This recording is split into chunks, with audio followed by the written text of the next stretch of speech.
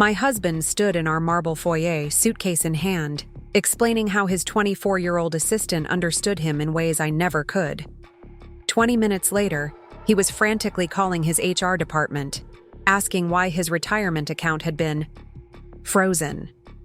The panic in his voice when he realized I wasn't just his wife of 12 years. I was also the fiduciary manager of his company's entire pension system. Absolutely unforgettable. Before we jump back in, tell us where you're tuning in from, and if this story touches you, make sure you're subscribed, because tomorrow I've saved something extra special for you. I should probably start from the beginning, though that feels like a lifetime ago now. My name is Sarah Mitchell, and until 3 weeks ago, I thought I had the perfect life. Perfect house in Westfield's most exclusive neighborhood. Perfect husband with his corner office at Meridian Tech Solutions. Perfect marriage that everyone in our social circle envied. The only thing that wasn't perfect, apparently, was me. David had always been charming. That's what drew me to him when we met at Northwestern University 15 years ago. He was studying business administration while I was deep into my master's program in financial management and actuarial science. I know. Not exactly the most exciting field, but numbers have always made sense to me in ways that people sometimes don't. David used to joke that I could calculate compound interest faster than he could figure out the tip at dinner. Back then, it seemed endearing. We got married right after graduation. David landed a position at Meridian Tech as a junior sales manager, while I was recruited by Fairfield Financial Services, one of the city's most respected pension fund management firms. Those early years were a whirlwind of career building and dreams. We bought our first small apartment, then moved to a larger condo, and finally, 5 years ago, purchased the colonial-style house on Maple Ridge Drive that David had been coveting. Since we first drove through the neighborhood, David's career flourished at Meridian Tech. The company specialized in software solutions for healthcare management, and David had a natural talent for building relationships with hospital administrators and clinic owners. Within 8 years, he'd worked his way up to vice president of client relations. His success came with the perks he'd always wanted: company car, executive parking space, business trips to conferences in places like San Diego and Miami, and most importantly to him, respect from the business community. My own career path had been more quietly successful. I'd become a senior portfolio manager at Fairfield Financial, specializing in corporate retirement plans. It wasn't glamorous work, but it was crucial. I managed pension funds for dozens of companies throughout the region, ensuring that thousands of employees would have secure retirements. The responsibility was enormous, and I took it seriously. Every investment decision I made affected real people's futures, their ability to maintain dignity and security in their golden years. What David never quite grasped, despite my numerous attempts to explain it over the years, was the scope of my professional influence. To him, I was just Sarah who works with retirement accounts. He'd introduce me at company parties as his wife, who does something with numbers. The dismissive tone always stung, but I told myself it was just David's way of keeping work and personal life separate. The irony, of course, was that Meridian Tech's pension fund was one of my largest accounts. When the company had grown large, enough to need professional pension management 6 years ago, David had casually mentioned that his wife worked in that field. The company's CEO, Robert Chen, had reached out to Fairfield Financial specifically requesting me based on David's recommendation and my reputation in the industry. David had been so proud then, bragging to his colleagues about how his wife was handling their retirement security. What he'd conveniently forgotten over the years was just how much power that position actually entailed. As the designated fiduciary, manager for Meridian Tech's pension fund, I had complete authority over investment decisions, fund allocations, and yes, the ability to freeze accounts when irregular activity or potential fraud was detected. It was a responsibility I'd never taken lightly, and certainly never considered using for personal reasons. Until 3 weeks ago, the thought had never even crossed my mind. The first crack in my perfect life appeared on a Tuesday morning in late September. I was in my home office, reviewing quarterly reports for several client pension funds, when my phone buzzed with a text from my friend Jennifer. She worked in marketing at Meridian Tech, and we'd maintained our friendship despite the potential awkwardness of my professional relationship with her employer. "Hey, weird question, but is everything okay with you and David? Saw him at lunch yesterday with someone from the office and it seemed intense." I stared at the message, feeling a cold knot form in my stomach. David had mentioned grabbing lunch with colleagues, but he'd been vague about the details. That wasn't unusual. David had always been social at work, often taking clients or team members out for business meals. But something about Jennifer's tone made me uneasy. I called her immediately. "What do you mean by intense?" Jennifer hesitated before answering. "Look, it's probably nothing, but they were at Romano's, that intimate Italian place downtown. Not exactly a typical business lunch spot. And the way they were sitting, leaning in close, laughing. It just seemed more personal than professional." "Who was he with?" I asked, though I was already dreading the answer. "The new assistant in executive services. Emma something. She's young, maybe mid-20s, started about 6 months ago. Really pretty, straight from college." After we hung up, I sat in my office staring at the pension fund reports scattered across my desk, trying to process what Jennifer had told me. David having lunch with a colleague wasn't inherently suspicious. He'd always been friendly with his coworkers, and as a VP, he worked closely with various departments. Preparing and narrating this story took us a lot of time, so if you are enjoying it, subscribe to our channel. It means a lot to us. Now back to the story. But Romano's was where David had taken me for our anniversary dinner just 2 months earlier. The restaurant was known for its romantic atmosphere, not business meetings. I tried to push the concern aside and focus on my work, but the doubt had taken root. Over the next few days, I found myself paying closer attention to David's behavior. He'd always worked late occasionally, but suddenly those late nights were becoming more frequent. His explanations were always reasonable. Client, presentations to prepare, quarterly reports to finalize, team meetings that ran long. Nothing I could openly question without seeming paranoid or controlling. Then there were the small changes that individually meant nothing but collectively painted a troubling picture. David had always been particular about his appearance, but recently he'd started spending more time in front of the mirror, trying different cologne, buying new shirts. He'd become more secretive about his phone, keeping it face down during dinner and taking calls in other rooms. When I asked casual questions about his day, his answers had become shorter, less detailed. The breaking point came on a Thursday evening 2 weeks later. David was in the shower and his phone, which he'd left charging on the nightstand, kept buzzing with incoming messages. Normally, I would never consider looking at his personal communications, but the constant notifications were impossible to ignore. The screen lit up with each new message, and I couldn't help but see the sender's name, Emma Caldwell. The preview text that appeared on the lock screen made my blood run cold. "Can't wait for this weekend. I've been thinking about what you said about starting fresh, and I think you're right. It's time." My hands were shaking as I picked up the phone. I knew his passcode. We'd always been open about that, using each other's birthdays. The messages between David and Emma went back months, starting as seemingly innocent work conversations, but gradually becoming more personal, more intimate. The most recent exchanges left no doubt about the nature of their relationship. David: "Sarah's working late again tonight.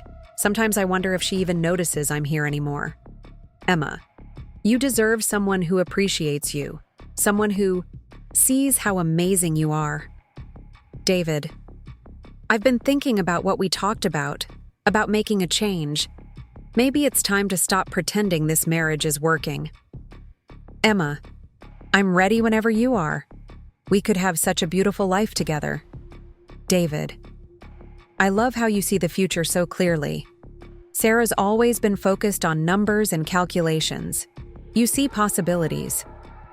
The betrayal hit me like a physical blow. Not just the affair, but the casual cruelty of his characterizations. I'd spent 12 years supporting his career, managing our finances, building the stable foundation that allowed him to take risks and pursue opportunities. I'd celebrated his successes, comforted him through setbacks, and apparently, I'd become invisible in the process. I heard the shower turn off and quickly placed the phone back where I'd found it, my mind racing. David emerged from the bathroom, toweling his hair, completely oblivious to my discovery. He kissed my cheek with the same casual affection he'd shown every night for years, asked about my day, and settled into bed beside me as if nothing had changed. But everything had changed. As I lay awake that night, listening to David's peaceful breathing, my shock and hurt gradually transformed into something more focused. My background in financial analysis had trained me to look at situations objectively, to identify problems and develop solutions. David's betrayal was a problem. The question was, what solution would be most effective? Over the next few days, I maintained the facade of normalcy while my mind worked through the implications of what I'd discovered. David was planning to leave me for his assistant. The woman was 12 years younger than me, fresh out of college, probably dazzled by his position and success. Meanwhile, I was the 34-year-old wife who'd become part of the furniture, taken for granted after years of stable, dependable marriage. The practical considerations were staggering. Divorce would mean dividing assets, potentially selling the house I loved, restructuring my entire life around his decision to start fresh with someone new. I'd have to find a new place to live, probably something smaller and less comfortable than what we'd built together.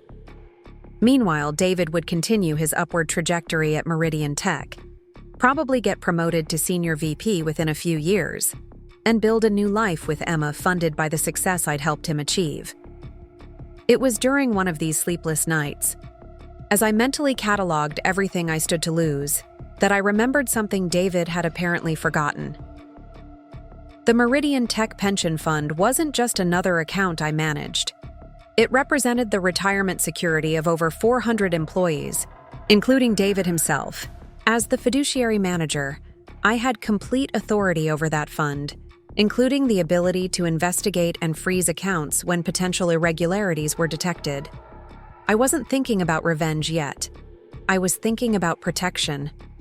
If David was planning to leave our marriage, I needed to understand the full scope of his financial situation. What assets did he have that I wasn't aware of? Were there any irregularities in his compensation or benefits that might affect divorce proceedings? As his wife and as the manager of his pension fund, didn't I have a responsibility to ensure everything was above board? The more I thought about it, the more questions arose. David's recent lifestyle changes, the expensive new clothes, the frequent dinners at upscale restaurants, the weekend trips he'd started taking for client development. Where was that money coming from? His salary was good but not extravagant. We'd always maintained joint accounts, and I handled most of our financial planning. If he was funding an affair and planning a new life, the money had to be coming from somewhere. That's when I decided to conduct a thorough review of David's employment file and pension account. As the fiduciary manager, I had every right to examine any irregularities or concerns about fund participants.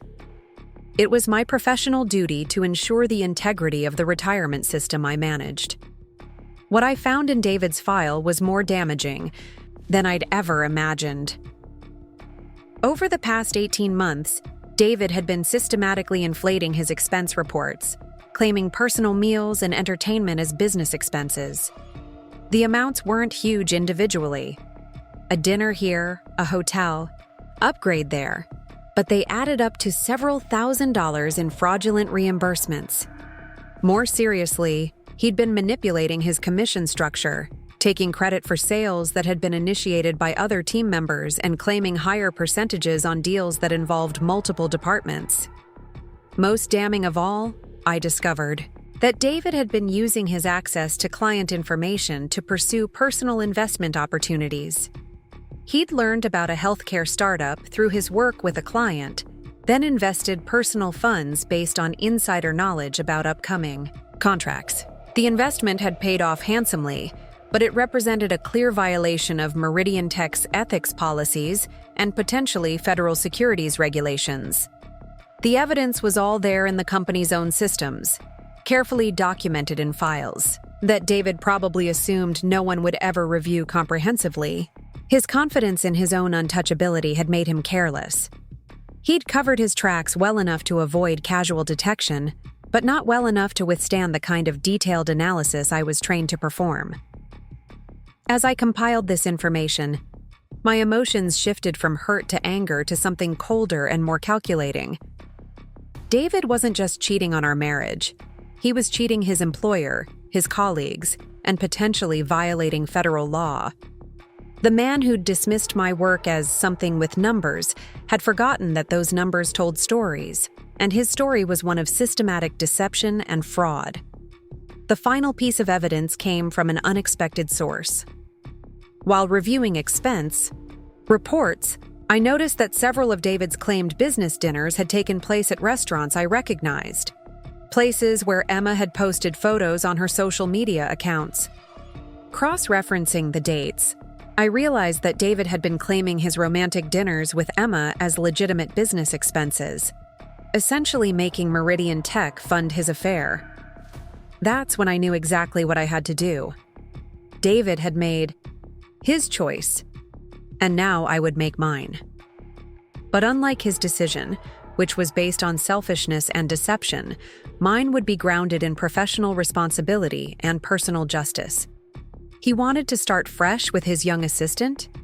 He could do that, but he'd be doing it without the financial security he'd built through fraud, and without the comfortable assumption that I would quietly disappear from his life. As I sat in my home office that Friday night, organizing the evidence I'd gathered, I felt something I hadn't experienced in years: complete clarity about my own power and worth. David had spent so long taking me for granted that he'd forgotten who he'd married. I wasn't just the quiet wife who managed numbers. I was the woman who controlled his financial future, and he was about to learn the difference. The confrontation was coming. I could feel it building like a storm on the horizon. David was getting careless, staying out later, being less creative with his excuses. Emma was posting more boldly on social media, photos of expensive dinners and weekend getaways that clearly exceeded her assistant's salary. They were building toward something, some grand gesture or announcement, but they had no idea what was waiting for them. While David was planning his romantic exit strategy, I was preparing a very different kind of revelation, one that would demonstrate just how thoroughly he'd underestimated the woman he was so eager to leave behind. The numbers didn't lie. They never did. And the numbers were about to tell David's story in a way he never expected. The confrontation came sooner than I expected, and in a way that managed to be both devastating and almost comically predictable. It was a Sunday morning in early October, one of those crisp autumn days that had always been my favorite time of year. I was in the kitchen making coffee and planning to spend the day reviewing investment portfolios for several of my smaller pension accounts when David walked downstairs with a duffel bag in his hand. He'd packed a bag without saying a word to me about it. The casual presumption of it took my breath away. Here was a man who'd been systematically defrauding his employer while conducting an affair, and he had the audacity to act like the injured party preparing for a dignified departure. "We need to talk," he said, setting the bag down by the front door like he was heading out for a weekend golf trip. I turned off the coffee maker and faced him, keeping my expression neutral. "Okay, let's talk." David ran his hand through his hair, a gesture I'd once found endearing, but now recognized as his tell when he was about to deliver what he considered difficult news.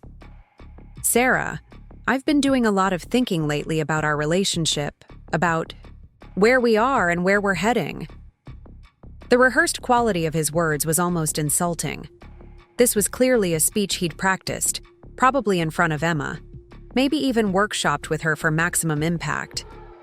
The idea that he'd discussed the dissolution of our marriage with his young assistant before bothering to mention it to me added another layer of humiliation to the betrayal. "This isn't easy to say," he continued, "but I think we've grown apart over the years. We want different things now. We've become different people." I leaned against the kitchen counter, my hands wrapped around my coffee mug for warmth, and let him continue his performance.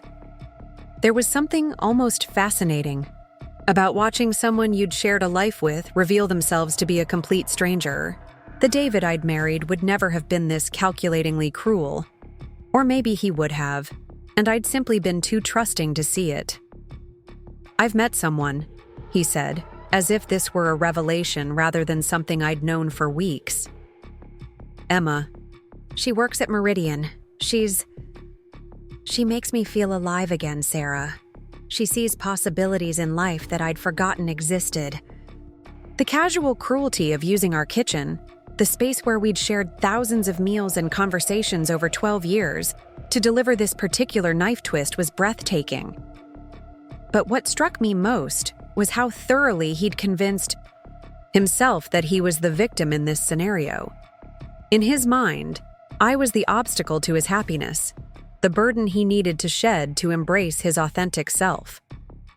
"Emma understands my ambitions," David continued, warming to his theme. "She believes in what I can accomplish. She doesn't see my dreams as impractical or risky." This was rich, considering I'd been the one encouraging him to take the VP position when he'd been nervous about the responsibility.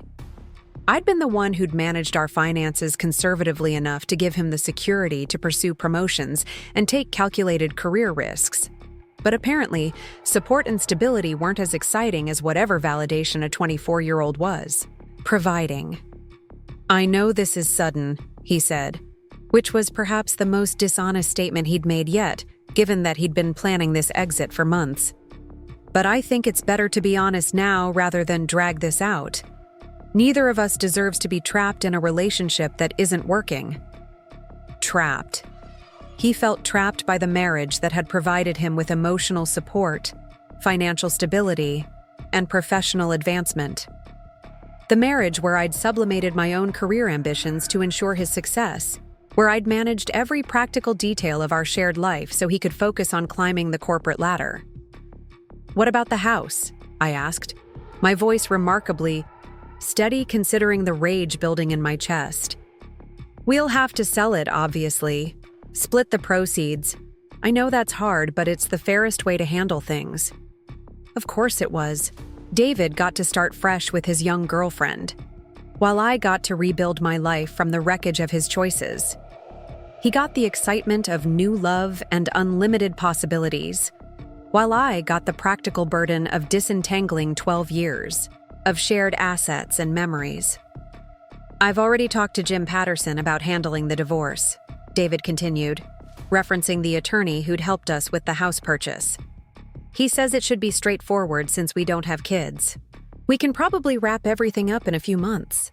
The fact that he'd already consulted a lawyer without mentioning it to me was another stunning display of his complete disregard for my feelings or input. He'd planned every detail of his exit strategy while maintaining the pretense of our normal daily routine. How long had he been lying to my face while secretly arranging the dismantlement of our life together? "Emma and I are going away for the weekend," he said, picking up his duffel bag. "To think things through, plan our next steps. I'll be back Monday evening to get more of my things." And there it was. Not only was he leaving me for his assistant, he was immediately going off on a romantic getaway to celebrate. The timeline made it clear that this conversation wasn't the beginning of his decision-making process. It was simply his announcement of choices he'd already made. "One more thing," David said, pausing at the door. "I know this is awkward given your professional relationship with Meridian, but I'm hoping we can keep things amicable. I don't want this personal situation to affect either of our careers." The sheer audacity of that statement nearly broke my composure. David was worried about how our divorce might affect his career, apparently forgetting that I now had detailed documentation of his systematic fraud. He was concerned about keeping things amicable while completely destroying our marriage for a woman young enough to be his daughter. "I wouldn't dream of mixing personal and professional matters," I replied, which was technically true. What I was planning had nothing to do with personal revenge and everything to do with professional responsibility. After David left, I sat in our suddenly too quiet house and let the full weight of the betrayal wash over me. It wasn't just the affair, though that was devastating enough. It was the calculated nature of his deception, the casual dismissal of everything we'd built together, the complete absence of guilt or even basic consideration for my feelings. He'd spoken about Emma with the enthusiasm he'd once reserved for our future together. The plans we'd made, the dreams we'd shared, the life we'd carefully constructed over more than a decade, all of it had been retroactively redefined as a trap he needed to escape. I wasn't just losing my husband. I was discovering that the husband I thought had never really existed. The house felt enormous and hollow without David's presence, but also strangely peaceful. I'd grown so accustomed to managing my reactions around his moods, accommodating his preferences, supporting his goals, that I'd forgotten what it felt like to simply exist in my own space without having to consider anyone else's needs or opinions. I spent the rest of that Sunday going through David's remaining belongings with the methodical precision that had made me successful in my career. His desk in the home office contained years of financial documents, performance reviews, and correspondence that painted a picture of growing arrogance and entitlement. Letters from colleagues praising his work, emails discussing promotion opportunities, bonus notifications that had steadily increased over the years. What struck me was how many of these career milestones I'd helped facilitate. I'd been the one who'd encouraged him to pursue the advanced certification that led to his first promotion. I'd managed our finances to allow him to attend expensive professional conferences. I'd entertained his colleagues and clients at dinner parties in our home, playing the supportive corporate wife role perfectly. In a folder marked Future Plans, I found documents that made my blood run cold. David had been researching real estate in Emma's hometown, a small city about 2 hours away where property values were significantly lower than our current neighborhood.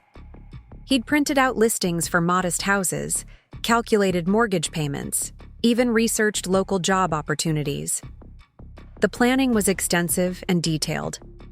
This wasn't a midlife crisis or a momentary lapse in judgment. David had been systematically preparing to relocate his entire life around Emma's preferences and circumstances. The woman he'd been with for less than a year was already influencing major life decisions that would affect both of our futures. More disturbing were the financial projections he'd created, calculating how much money he'd have available after our divorce. He'd estimated the value of our house, our joint savings, his pension fund balance, and various investments. The numbers were largely accurate, though he'd undervalued some assets and overestimated others in ways that suggested he was trying to minimize what I might receive in the settlement. What was most revealing was a handwritten note clipped to these projections. "E says we don't need much to be happy. Simple life, simple pleasures. Fresh start without all the complications." Emma apparently had opinions about the lifestyle she and David would share, and those opinions involved rejecting the complications of the life we'd built together.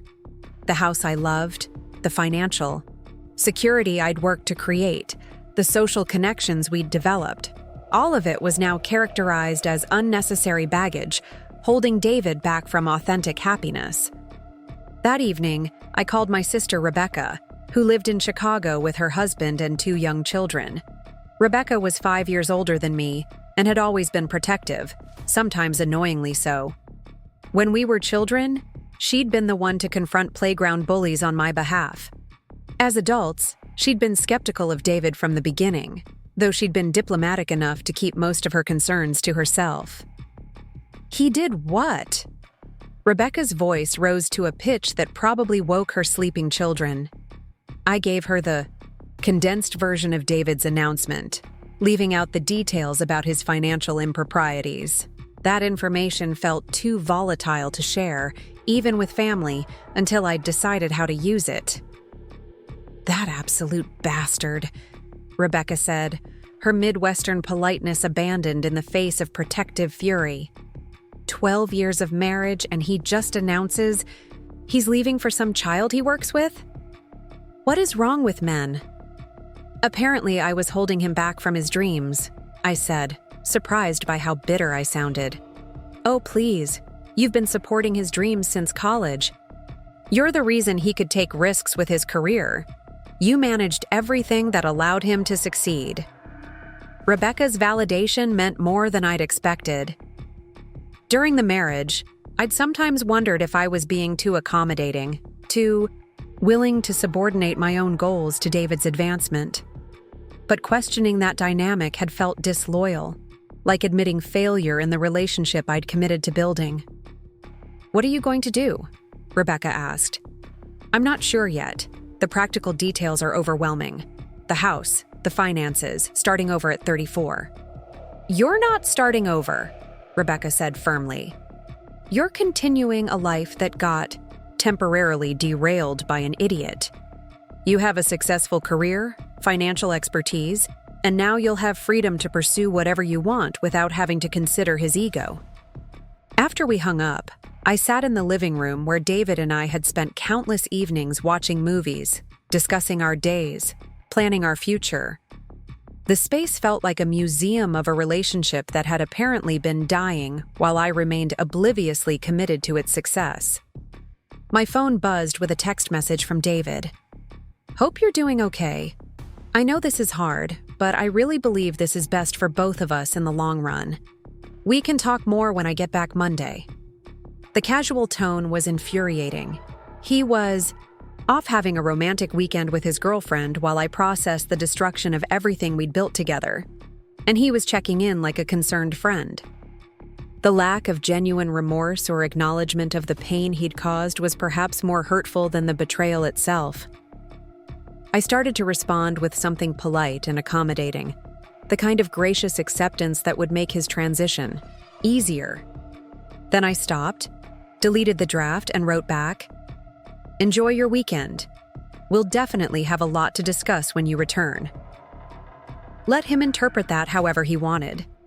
I was done making his life more comfortable at the expense of my own feelings. That night, I couldn't sleep. Every time I closed my eyes, I saw David and Emma together, probably in some romantic bed and breakfast, planning their future while dismissing the life he was leaving behind.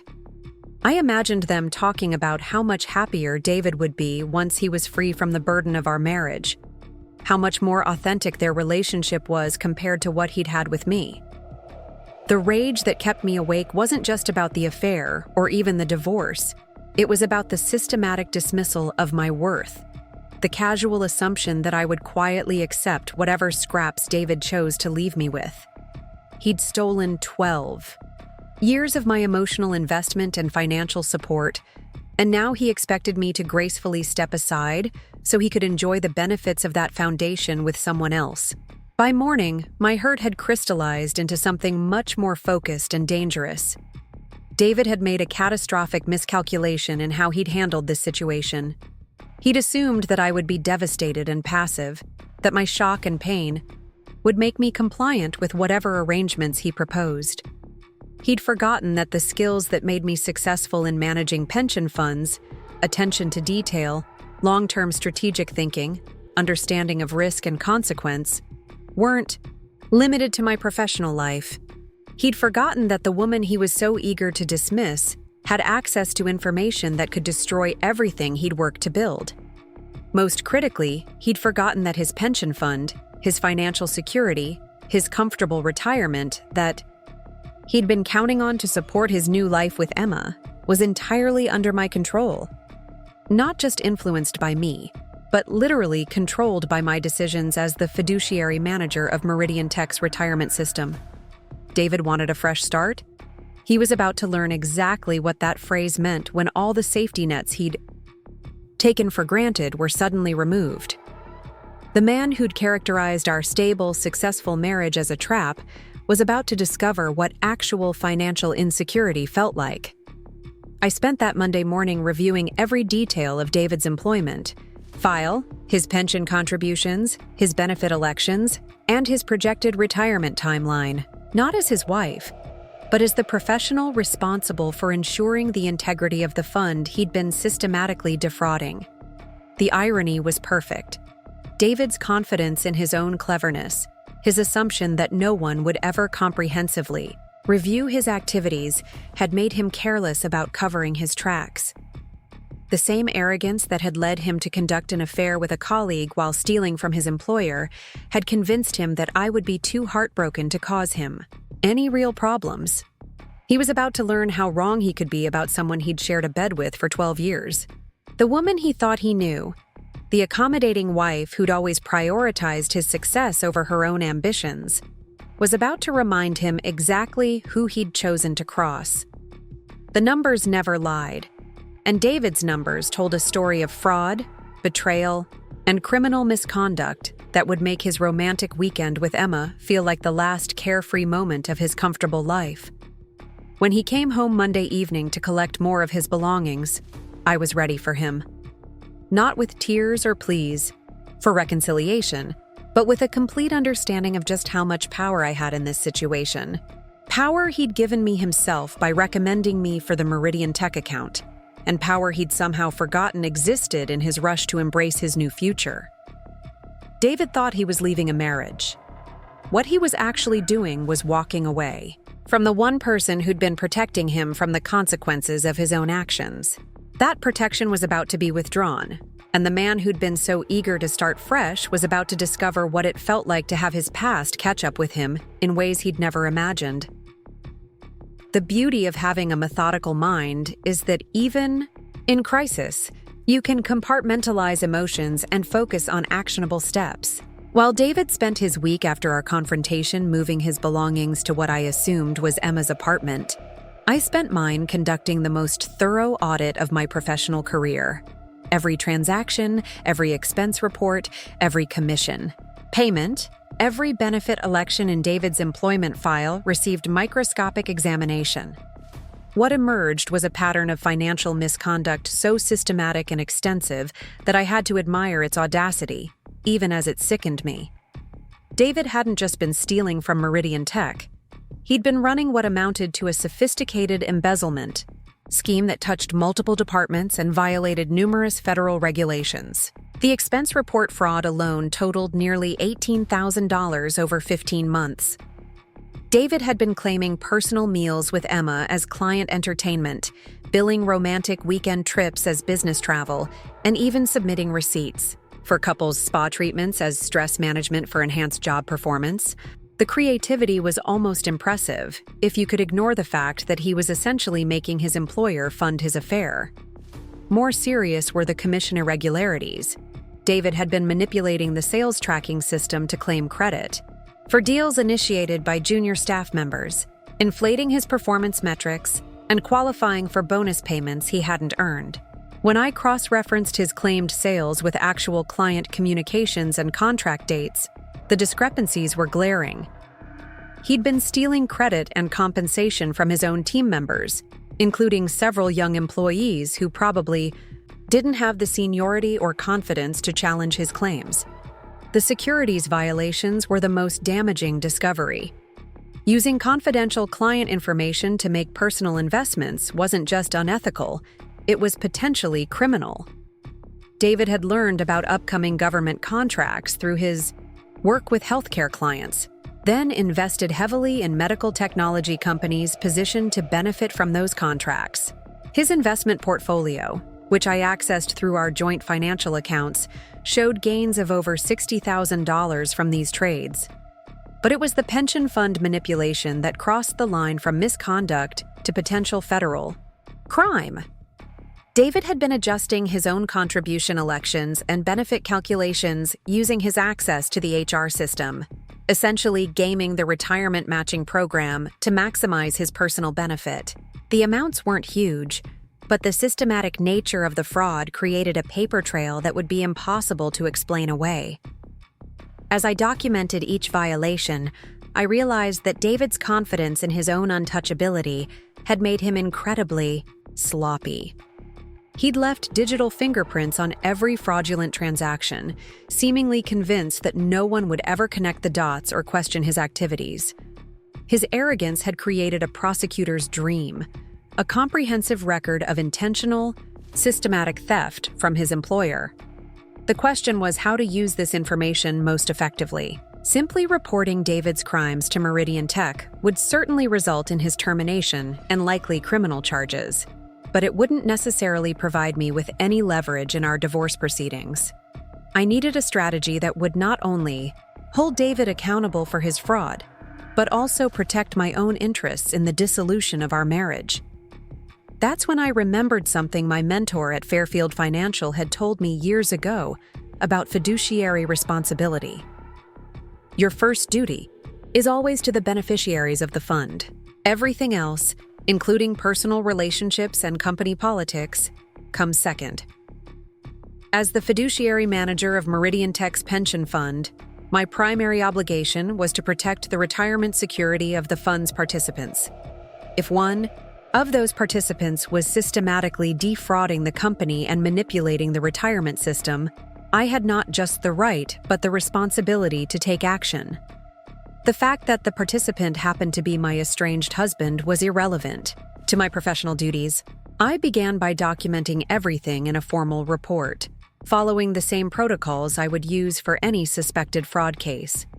The evidence was organized chronologically, with supporting documentation for each allegation: bank records, expense, reports, commission calculations, investment transactions, HR system logs. Everything was meticulously cataloged and cross-referenced. The report took me 3 days to complete, working late into the evenings in my home office while David presumably settled into his new life with Emma. The irony wasn't lost on me that while he was celebrating his freedom from our complicated marriage, I was preparing the documentation that would complicate his life in ways he couldn't imagine. Once the report was finished, I faced a critical decision about timing and approach. I could immediately freeze David's pension account and report the fraud to Meridian Tech's executives, but that would likely trigger a chaotic investigation that might compromise the evidence. Alternatively, I could approach David directly with the information, giving him a chance to address the situation before involving his employer. The more I considered the options, the more I realized that a direct confrontation with David would be most effective. Not because I felt any obligation to protect him, but because it would give me maximum leverage in our divorce negotiations. Once Meridian Tech and the authorities were involved, the situation would spiral beyond my control. If I handled it strategically, I could ensure that David's consequences were proportional to his betrayal, while also protecting my own interests. I decided to request a meeting with David under the pretense of discussing divorce logistics. He'd been avoiding serious conversation about asset division, probably hoping I'd accept whatever arrangement his attorney proposed.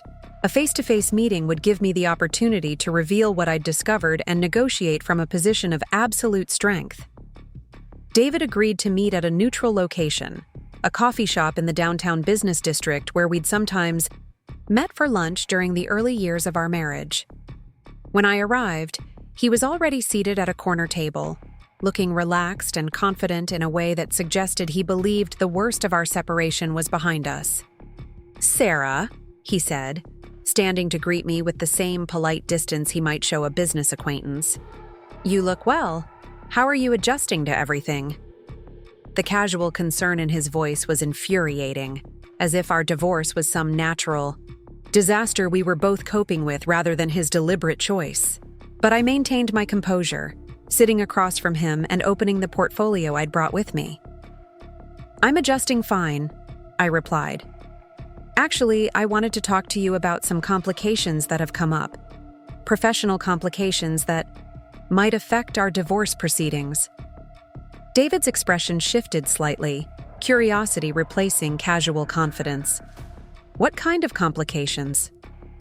I removed the first document from my portfolio, a summary of the expense report irregularities I'd discovered. As the fiduciary manager of Meridian Tech's pension fund, I'm required to investigate any irregularities in participant accounts. During a routine review of fund activity, I noticed some concerning patterns in your employment file. David leaned forward to examine the document, his face initially showing confusion, then recognition, then something approaching panic as he realized what he was looking at. These are your expense reports from the past 15 months, I continued, my voice maintaining the professional tone I used with clients. Cross-referenced with actual business meetings and client contacts. The discrepancies are quite significant. David's hands were shaking slightly as he turned the pages, seeing his fraudulent expenses highlighted and annotated with my analysis. Sarah, this looks much worse than it actually is. These are just accounting errors, maybe some miscategorized expenses. $18,000 in miscategorized expenses? I asked, including spa treatments, romantic dinners, and weekend. Getaways that were claimed as business necessities? That's quite a pattern of accounting errors. I could see David's mind racing, trying to formulate an explanation that would minimize the severity of what I'd uncovered. But I wasn't finished. I removed the next set of documents, the commission fraud analysis. Then there are the sales attribution irregularities, I said, sliding the papers across the table. Claims for commission payments on deals you didn't actually close. Sales credited to your account that were initiated by other team members. The sales tracking system maintains detailed logs of all client interactions, David. It's very easy to verify who actually did the work. David's face had gone pale. His earlier confidence completely evaporated. Look, the sales attribution system is complex. Sometimes deals get credited incorrectly. It's not intentional fraud. Perhaps not, I acknowledged, though my tone suggested otherwise. But combined with the expense irregularities, it creates a concerning pattern, especially when we consider the investment activities. The securities violation documentation was the most damaging, and David's reaction when he saw it confirmed that he understood the implications. His personal investment records, cross-referenced with confidential client information he'd had access to, painted a clear picture of insider trading. "You've been monitoring my personal investment accounts?" David asked, his voice rising slightly, before he caught himself and looked around the coffee shop. "I've been monitoring our joint financial accounts, which include your investment portfolio," I replied calmly. "As your wife and as the manager of your pension fund, I have both the legal right and professional obligation to review any activities that might constitute fraud or misconduct." David was silent for several minutes, staring at the documents that laid out his crimes in meticulous detail.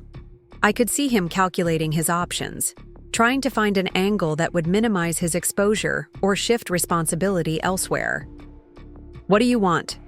he finally asked, his voice barely above a whisper. The question I'd been waiting for.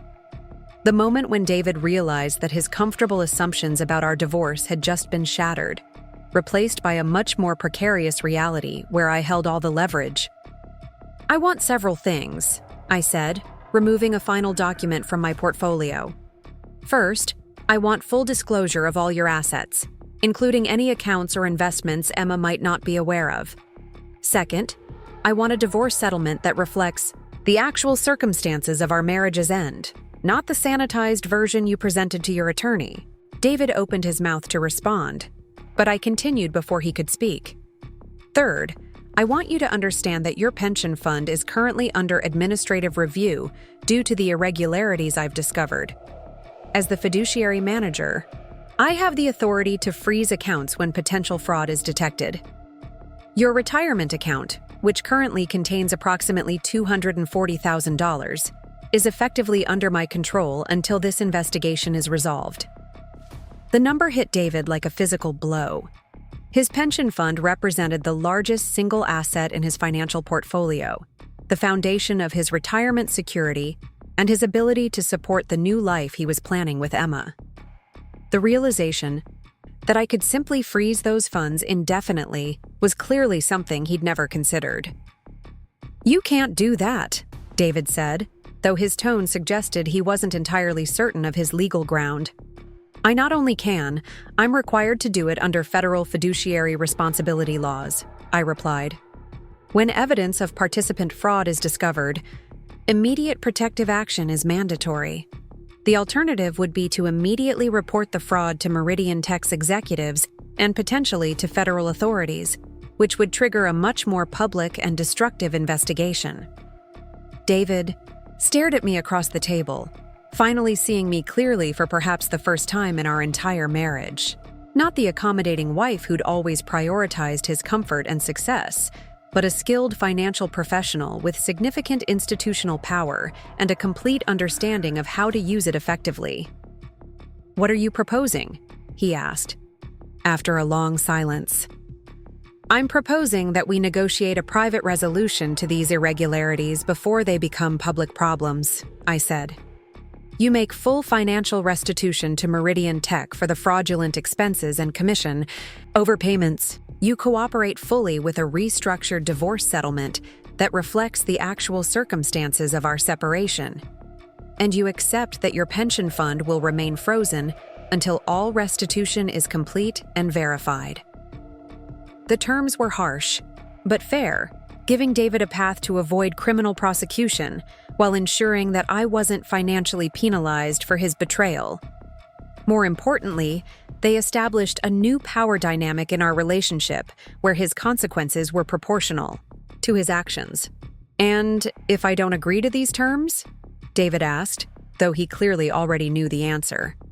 "Then I fulfill my professional obligation to report the fraud to Meridian Tech and federal authorities immediately," I replied. "Your pension fund gets frozen anyway, but as part of a criminal investigation rather than an administrative review. Your employment is terminated for cause, which voids your severance and benefit packages.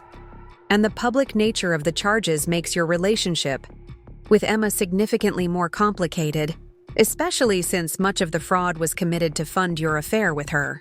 The mention of Emma's potential involvement clearly hadn't occurred to David. The romantic weekend getaways he'd paid for with fraudulent expense reports, the expensive dinners he'd funded with stolen commissions, the investment gains from insider trading that had probably financed gifts and lifestyle upgrades, all of it would be scrutinized in a criminal investigation. Emma might not have known about the fraud, but she'd certainly benefited from it. "How long do I have to decide?" David asked. 24 hours, I replied, standing and gathering my documents. "After that, my professional obligations override any personal considerations." As I walked away from the coffee shop, leaving David to contemplate the wreckage of his carefully planned future, I felt something I hadn't experienced in months: complete control over my own destiny. David had spent our entire marriage underestimating my capabilities and dismissing my contributions.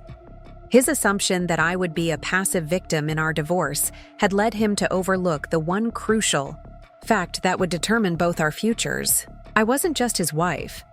I was the person who controlled his financial security, and he'd apparently forgotten that distinction until it was too late to matter.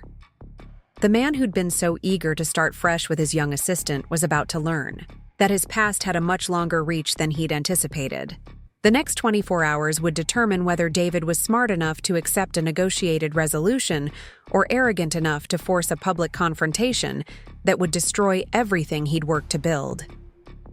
Either way, the accommodating wife, who'd spent 12 years supporting his ambitions, was gone forever, replaced by a woman who finally understood her own power and wasn't afraid to use it. David's response came exactly 23 hours and 47 minutes after our coffee shop meeting, delivered via a text message that managed to be both desperate and defiant. "We need to talk, not about your ultimatum, about a solution that works for everyone. Meet me at Meridian Tech tomorrow at 2 p.m. Conference Room B." The location choice was telling. David was trying to regain some psychological advantage by moving our confrontation to his professional territory, where he presumably felt more powerful and confident. What he didn't realize was that Meridian Tech's offices were also my professional territory in a much more significant way than they were his. I arrived at the Meridian Tech building 15 minutes early, using my credentials as the pension fund manager to access the executive floor without needing to check in with reception. The building was impressive in that generic corporate way that David had always loved. Gleaming lobby, expensive artwork, the kind of ostentatious displays of success that were supposed to intimidate visitors and reassure clients. Conference Room B was one of the smaller meeting spaces, probably chosen because David thought the intimate setting would make me more amenable to whatever compromise he'd concocted. When I entered, I found not just David waiting for me, but Emma as well. She was seated beside him at the polished conference table, looking nervous but determined, clearly having been coached for this encounter. Sarah. David stood as I entered, his tone carefully modulated to suggest professional courtesy rather than personal history. Thank you for coming. I think you know Emma. I looked at the young woman who'd been instrumental in destroying my marriage, taking in her carefully chosen business attire and practiced expression of concerned professionalism. She was prettier than her social media photos suggested, with the kind of effortless youth that made 34 feel ancient. But what struck me most was how uncomfortable she appeared, fidgeting with her pen and avoiding direct eye contact. Miss Caldwell, I acknowledged neutrally, taking a seat across from them. I wasn't expecting this to be a group meeting. Emma has a stake in this situation too, David said, reaching over to place his hand on hers in a gesture that was probably meant to demonstrate their united front. We've been discussing the concerns you raised yesterday, and we think there might be a mutually beneficial resolution. The presumption was breathtaking. David had apparently decided that his girlfriend should be included in negotiations about his criminal activity and our divorce settlement, as if her presence would somehow make me more sympathetic to his position. I'm listening, I said, opening my portfolio and placing it on the table between us. The simple action made both David and Emma tense visibly, clearly recognizing the significance of the documents I'd shown David the day before. First, I want to acknowledge that there may have been some irregularities in my expense reporting and commission tracking, David began, his language carefully chosen to minimize the severity of his fraud. If there were errors, they were unintentional, but I'm willing to make any necessary corrections to resolve the situation. Emma nodded earnestly, as if she were witnessing a good faith admission rather than a calculated attempt to avoid accountability. The girl clearly had no idea what she'd gotten herself involved with, or perhaps she was simply naive enough to believe David's sanitized version of events. What David means, Emma interjected, her voice steady despite her obvious nervousness, is that he's willing to pay back any money that might have been incorrectly allocated. We've been looking at our finances, and we can cover whatever amount needs to be returned. The casual use of "we" was illuminating. Emma had apparently already integrated her financial future with David's, probably having no idea that the money they'd been spending on their relationship had been stolen from his employer. Her willingness to help cover restitution suggested either touching loyalty or stunning ignorance about the legal implications of what David had done. That's generous, I replied, my tone giving nothing away. What specific amount are you prepared to return? David and Emma exchanged a glance before he responded. We're thinking somewhere in the range of $8,000 to $10,000 to cover any inadvertent overcharges or categorization errors. The number was less than half of what David had actually stolen, confirming that he was still trying to minimize his exposure rather than make genuine restitution. Either he hadn't told Emma the full scope of his fraud, or they were both hoping I would accept a partial settlement to avoid escalating the situation. I see, I said, removing David's complete fraud documentation from my portfolio. Unfortunately, My analysis shows the total amount of fraudulent charges to be just over $18,000 in expense report violations alone. That doesn't include the commission irregularities or the securities violations. Emma's face went pale as she saw the thickness of the documentation, the highlighted sections, the detailed analysis that made David's crimes impossible to dismiss as simple errors. This was clearly the first time she'd seen the actual scope of what he'd done. "David," she said quietly, turning to look at him with an expression that mixed confusion with dawning horror. "You said it was just a few mistakes with expense categories." The crack in their united front was immediate and obvious. David's jaw tightened as he realized that his girlfriend was seeing him clearly for the first time, understanding that the man she'd been planning a future with was not just a cheating husband but a systematic criminal. "The situation is more complex than I initially realized," David said, his tone becoming defensive. "But the core principle remains the same. These are accounting discrepancies that can be resolved through financial correction." "Accounting discrepancies?" I repeated, my professional composure finally giving way to genuine incredulity. "David, you used confidential client information to make personal investments. You stole commission credit from junior employees. You billed your romantic dinners with Emma as business expenses. This isn't a bookkeeping error, it's systematic." "Fraud!" Emma stood up abruptly, her chair scraping against the floor. "I need to step outside for a moment," she said, her voice barely controlled. The door closed behind her with a soft click that somehow felt louder than a slam would have. David stared after her, his carefully constructed presentation crumbling as he realized that bringing Emma to the meeting had backfired spectacularly. Instead of providing him with emotional support and leverage, her presence had forced him to confront the gap between his sanitized explanation of events and the criminal reality of his actions. "Congratulations," I said dryly. "I think you may have just had your second relationship-ending conversation in 2 weeks." "This is exactly what I was afraid of," David snapped, his professional facade dropping completely. "You're weaponizing a professional relationship to destroy my personal life. This isn't about fiduciary responsibility, it's about revenge." The accusation hung in the air between us, and for a moment I considered whether there was truth to it.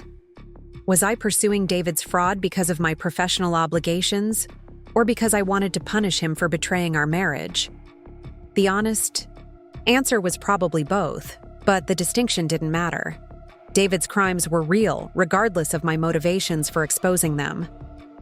"My personal feelings about your affair don't change the fact that you've been systematically stealing from your employer for over a year," I replied. "If you'd been embezzling from any other company, I would have reported it immediately. The only reason you're getting the opportunity to negotiate a private resolution is because of our personal history, not in spite of it." David ran his hands through his hair, the gesture that had once seemed endearing now revealing itself as a sign of barely controlled panic. "What do you want, Sarah? What will it take to make this go away?" "I already told you what I want. Full restitution of the stolen funds, complete cooperation with divorce proceedings, and acceptance that your pension fund remains frozen until everything is resolved." "The pension fund freeze is excessive," David protested. "That money represents my entire retirement security. You're essentially holding my future hostage." "No, I'm protecting the fund's other participants from continued fraud," I corrected. "Your retirement security became my responsibility when Meridian Tech hired Fairfield Financial to manage their pension system. If I allow a known fraudster to continue accessing fund benefits without consequence, I'm failing in my fiduciary duty to every other employee." The door opened and Emma returned, her composure noticeably shaken. She'd clearly spent her time outside processing the full implications of what she'd learned, and her expression suggested she wasn't handling the revelation well. "I need to understand something," Emma said, addressing me directly for the first time. "If David pays back the money he owes, can this whole situation be resolved quietly?" without involving his employer or affecting his job? The question revealed both her loyalty to David and her complete misunderstanding of the situation. She was still thinking in terms of a private financial settlement, as if David's crimes were simply debts that could be repaid and forgotten. "It's not that simple," I replied, trying to keep my tone neutral despite my growing frustration with their collective inability to grasp the severity of David's actions. David has been violating federal securities laws, manipulating company systems, and stealing from his colleagues. These aren't private matters that can be resolved with a check. "But you're his wife," Emma said, desperation creeping into her voice. "Surely you don't want to see him prosecuted and imprisoned. That doesn't benefit anyone." The irony of David's girlfriend appealing to my loyalty as his wife was almost too much to bear. Here was the woman he'd left me for, asking me to protect him from the consequences of his own choices based on our marriage vows that he'd already discarded. "Actually, I'm his soon-to-be ex-wife," I corrected. "David made it very clear that our marriage was over when he moved out to start a new life with you. I'm no longer bound by spousal loyalty to protect him from his own poor decisions." Emma's face crumpled, and I realized she was much younger and more naive than I'd initially assessed. She probably genuinely believed that love could overcome legal and ethical violations, that good intentions could retroactively justify criminal behavior. "What if we could pay back everything?" David interjected, clearly recognizing that Emma's emotional appeal wasn't working. "The full $18,000 plus the commission irregularities. Would that be enough to resolve this privately?" "It would be a start," I acknowledged. "But it doesn't address the securities violations or the systemic abuse of your position. And frankly, I don't believe you have the financial resources to make complete restitution." David's silence confirmed my assessment. He'd been living beyond his means for months, funding his affair and planning his new life with stolen money. Even if he liquidated his legitimate assets, he probably couldn't cover the full scope of his fraud.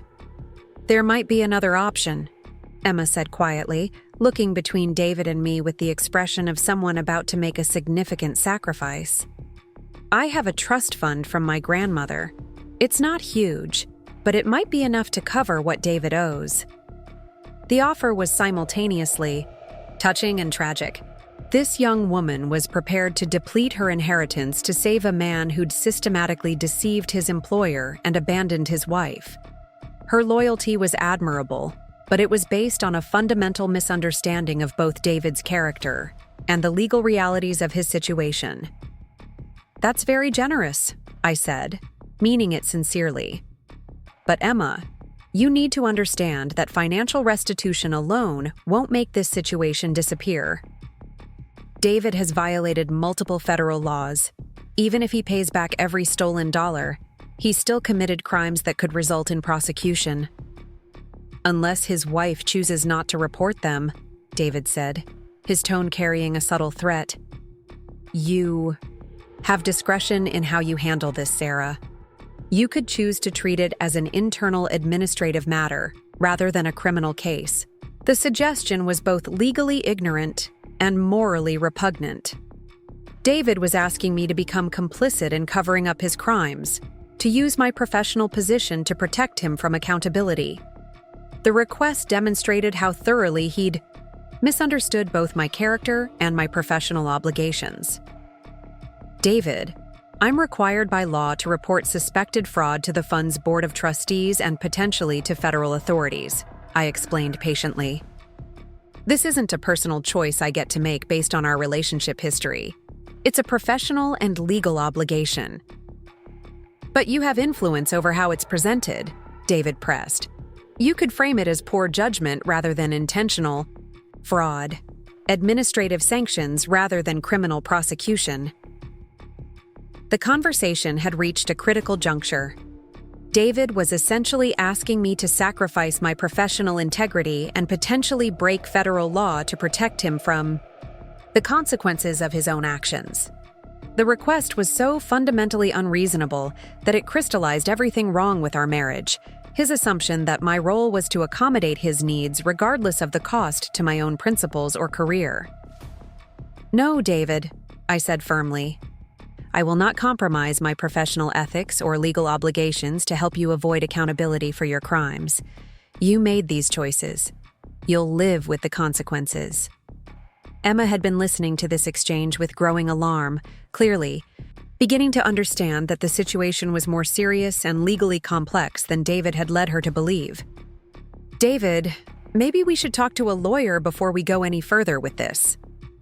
The suggestion was sensible, but too late. David's time for careful legal consultation had expired when he'd chosen to involve Emma in what was essentially a negotiation about criminal liability. Her presence had turned what might have been a private discussion into something much more complicated and potentially compromising for everyone involved. "I think that's an excellent idea," I agreed, standing and gathering my documents. "David should definitely consult with qualified legal counsel about his situation.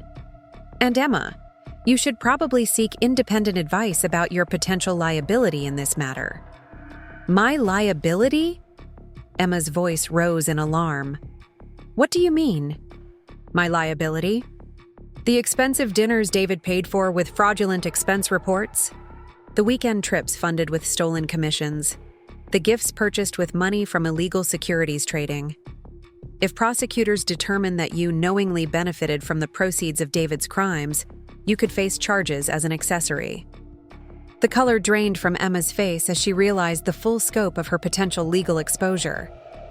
She'd been focused on saving David from prosecution, apparently without considering that her own actions might have legal consequences. "I didn't know," she whispered. "I had no idea the money was stolen. David told me he'd gotten bonuses, that his commissions were higher than expected." "That may be true," I acknowledged, feeling genuine sympathy for the young woman who'd been manipulated by David's lies. "But proving your innocence would require a full investigation of your finances and activities over the past year. Even if you're ultimately cleared of criminal charges, the process would be expensive, time-consuming, and professionally devastating." David watched this exchange with growing desperation, finally understanding that his attempt to use Emma as leverage had instead created additional complications that made a quiet resolution even more unlikely. "Sarah, please," he said, his voice carrying genuine desperation for the first time in our conversation. "Don't destroy both our lives over this. I know I made mistakes, but isn't there some way to handle this that doesn't ruin everyone's future?" The plea was almost touching, except that it revealed David's continued inability to accept responsibility for his own choices. He was still framing his systematic fraud as mistakes and characterizing the consequences of his crimes as something I was doing to him rather than something he'd brought on himself. "David, you destroyed your own life when you chose to steal from your employer while conducting an affair," I replied. "I'm simply declining to help you cover up the evidence. There's a significant difference." I moved toward the door, then paused and turned back to face both of them. "You have until close of business tomorrow to decide whether you want to cooperate with voluntary restitution and disclosure, or whether you prefer to let this become a formal criminal investigation. Either way, I'll be filing my report with Meridian Tech's Board of Trustees by Friday." As I walked out of Conference Room B, leaving David and Emma to contemplate the wreckage of their romantic plans, I felt a profound sense of completion. The accommodating wife who'd spent 12 years minimizing her own worth to support David's ego was gone forever, replaced by a woman who finally understood her own power and wasn't afraid to use it decisively. David had gambled that I would be too heartbroken or too loyal to expose his crimes. He'd miscalculated catastrophically, and now both he and his young girlfriend would have to live with the consequences of his arrogance and deception. The man who'd been so eager to start fresh was about to learn that some mistakes follow you, no matter how far you try to run from them. The call came at 7:30 the next morning while I was reviewing quarterly investment reports in my home office. David's voice was hoarse, defeated in a way I'd never heard before, stripped of the confidence and entitlement that had characterized our entire marriage. "Sarah, I need to talk to you." Emma left last night, packed her things and drove back to her parents' house in Burlington. She won't return my calls. I set down my coffee and leaned back in my chair, processing this development with the same analytical detachment I applied to market fluctuations. Emma's departure wasn't surprising.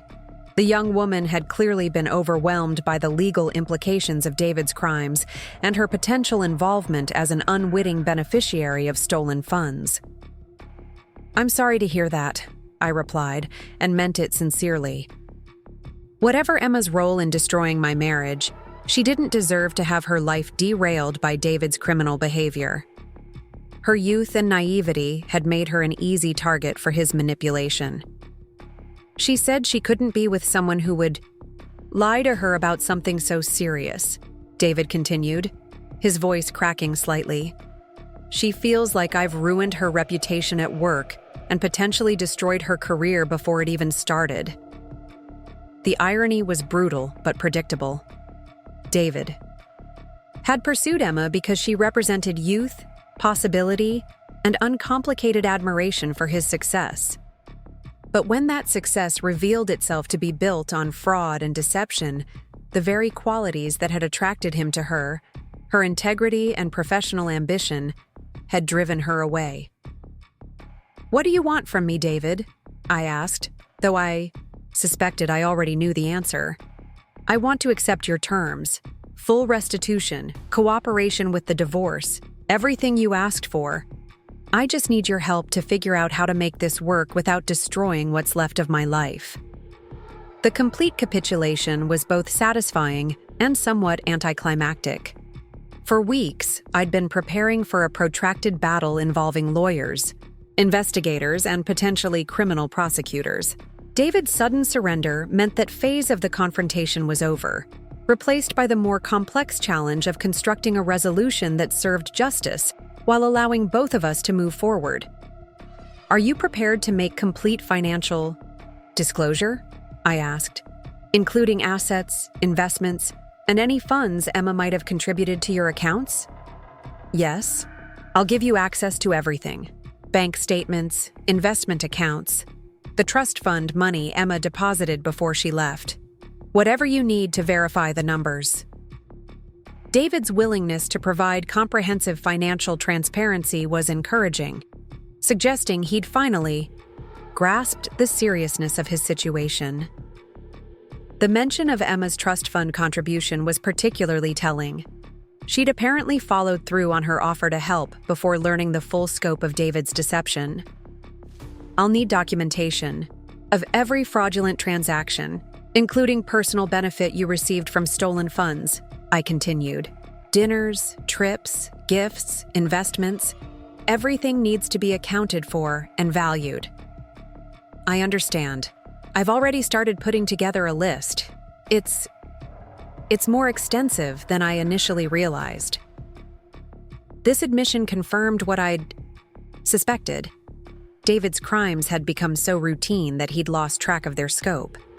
The systematic nature of his fraud suggested a man who'd gradually normalized increasingly serious violations until criminal behavior became habitual. "We'll also need to address your employment situation," I said. "Meridian Tech will have to be informed about the fraud and restitution. Your position there is almost certainly untenable." "I know. I've been thinking about that too. I'll probably need to find work in a different industry, somewhere my reputation hasn't been completely destroyed." The prospect of starting over professionally at 42, with a record of financial fraud and the collapse of a high-profile marriage, would be daunting for anyone. But it was also the logical consequence of David's choices, and I felt no obligation to minimize the difficulty of his situation. "I'll prepare a comprehensive report for Meridian Tech's board," I told him. "If you cooperate fully with restitution and disclosure, I'll recommend internal discipline rather than criminal prosecution. But David, you need to understand that this recommendation isn't a guarantee. The board may decide that criminal referral is necessary regardless of your cooperation." I understand. At this point, I'm just hoping to avoid federal charges and prison time. The conversation concluded with arrangements for David to provide complete financial documentation within 48 hours.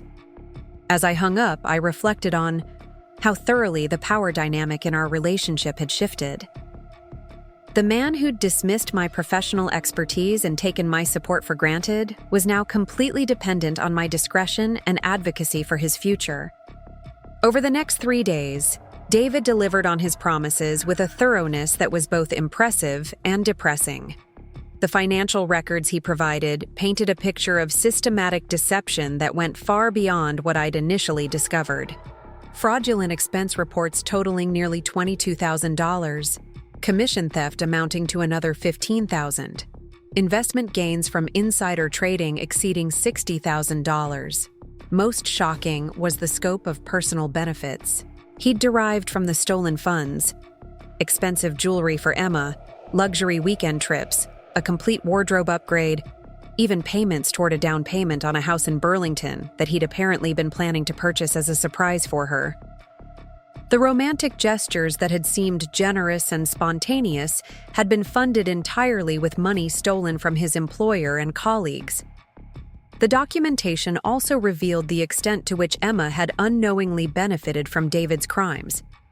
Her trust fund contribution of $30,000 had been intended to help purchase their future home, but it was now tainted by association with his criminal activity. Even if she avoided criminal charges, the money would likely need to be held as evidence or applied toward restitution. As I compiled this information into a comprehensive report for Meridian Tech's board, I found myself experiencing an unexpected emotion: professional satisfaction. Not at David's downfall, but at the quality and thoroughness of the investigation I'd conducted. My years of experience in pension fund management had provided me with exactly the skills needed to uncover and document complex financial fraud. The revelation was profound. Throughout my marriage, I'd consistently downplayed my professional capabilities, treating my career as secondary to David's advancement. But the precision and effectiveness with which I'd dismantled his criminal scheme demonstrated expertise that went far beyond something with numbers. I was genuinely skilled at financial investigation and analysis, capable of work that had significant legal and professional implications. This recognition sparked a broader reevaluation of my career trajectory. For years, I'd been content with my role as a pension fund manager, viewing it as stable but unglamorous work. But the intellectual challenge and professional impact of investigating David's fraud had reminded me why I'd been drawn to financial analysis in the first place. Perhaps it was time to consider more dynamic and challenging applications of my skills. The board meeting at Meridian Tech was scheduled for the following Thursday morning. As the fiduciary manager of their pension fund, I would present my findings and recommendations to CEO Robert Chen, CFO Margaret Williams, and 3 independent directors. The stakes were enormous, not just for David, but for the hundreds of employees whose retirement security depended on the integrity of the fund I managed. I arrived at Meridian Tech's headquarters 30 minutes early, using the time to review my presentation materials one final time. The report was comprehensive but concise, organized to guide the board through the evidence logically while providing clear recommendations for resolution. Most importantly, it maintained strict professional objectivity, focusing on David's actions and their impact on the fund rather than our personal relationship. The boardroom was smaller than I'd expected, designed for working meetings rather than formal presentations. Robert Chen, a soft-spoken man in his early 60s who'd built Meridian Tech from a startup into a regional leader, greeted me with the courtesy he'd always shown during our professional interactions. If he was aware of the personal dimensions of the case I was presenting, his demeanor gave no indication. "Ms. Mitchell," he said as I took my seat at the conference table, "thank you for bringing this matter to our attention so promptly.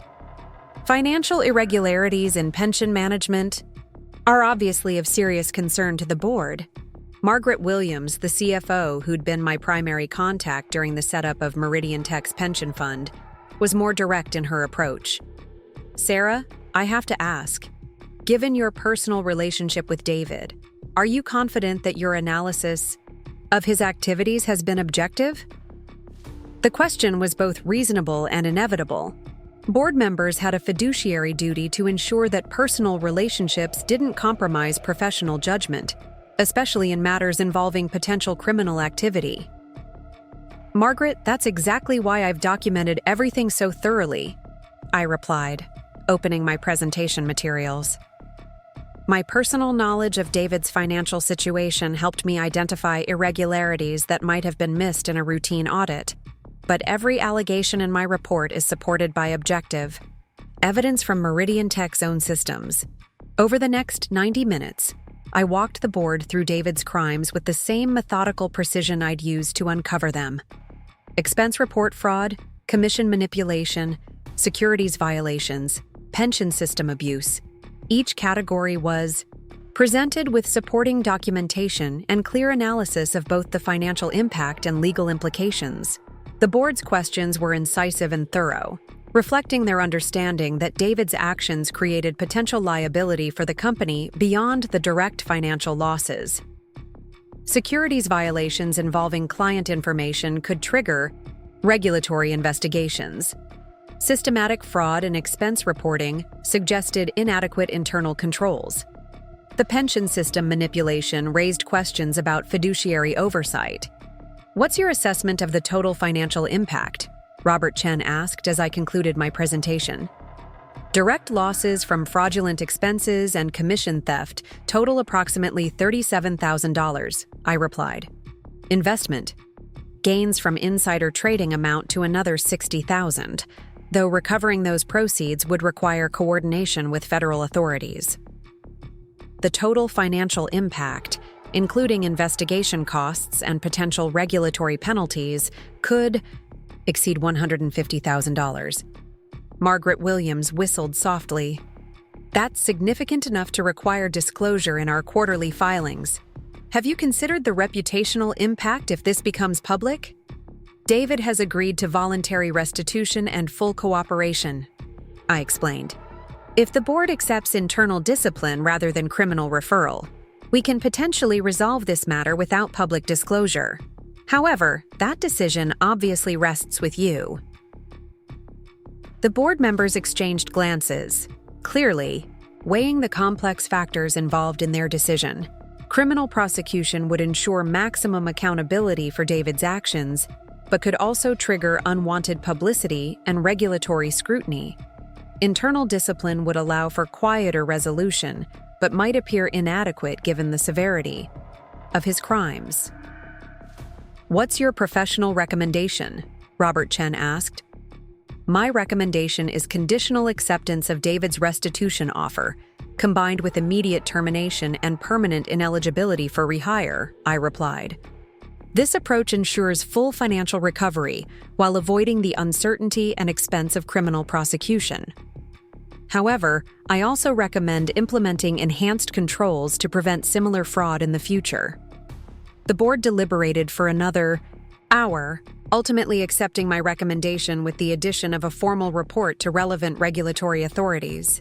David would avoid criminal charges but face permanent exclusion from the financial services industry. The resolution was harsh but fair, providing accountability while allowing him the possibility of rebuilding his career in a different field. As I gathered my materials after the meeting, Margaret Williams approached me with an unexpected proposition. "Sarah, I've been thinking about our conversation regarding internal controls and fraud prevention. Would you be interested in consulting with us on developing enhanced financial oversight systems? This situation has highlighted some significant gaps in our monitoring capabilities." The offer was intriguing both professionally and personally. Consulting work would provide intellectual challenges beyond routine pension management while generating additional income during my divorce proceedings.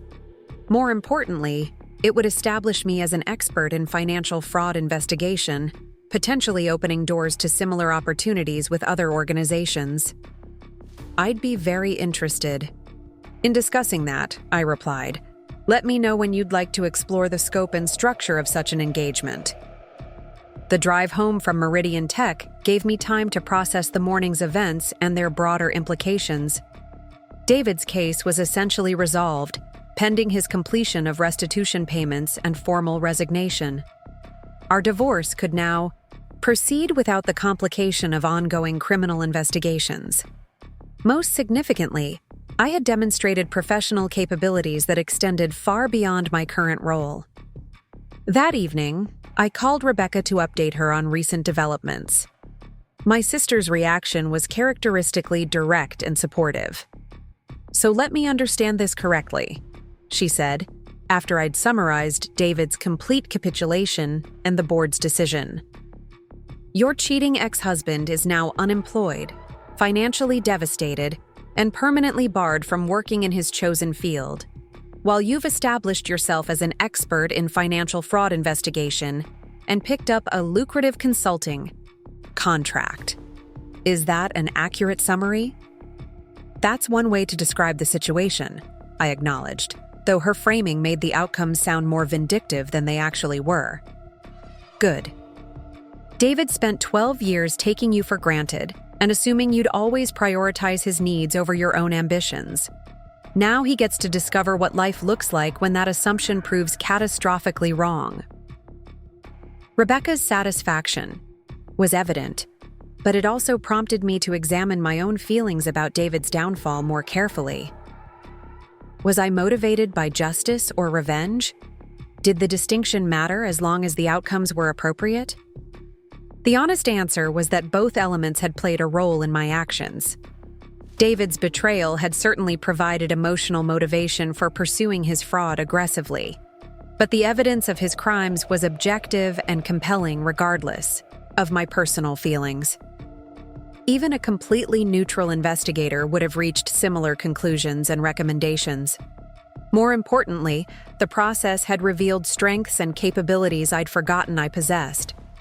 The analytical skills that had made me successful in pension fund management were directly applicable to fraud investigation and financial consulting. The attention to detail that David had dismissed as obsessive perfectionism was actually a valuable professional asset in contexts that required precision and thoroughness. The recognition was liberating in ways I hadn't anticipated. For years, I'd defined my professional identity in relation to David's career, measuring my success by how effectively I supported his advancement. But the investigation of his fraud had demonstrated that my skills were valuable independent of any supportive role, capable of generating significant outcomes and recognition on their own merit.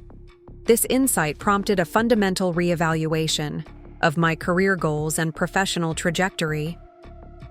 Rather than simply returning to routine pension management after the divorce was finalized, I could leverage the expertise I'd demonstrated into more challenging and lucrative opportunities.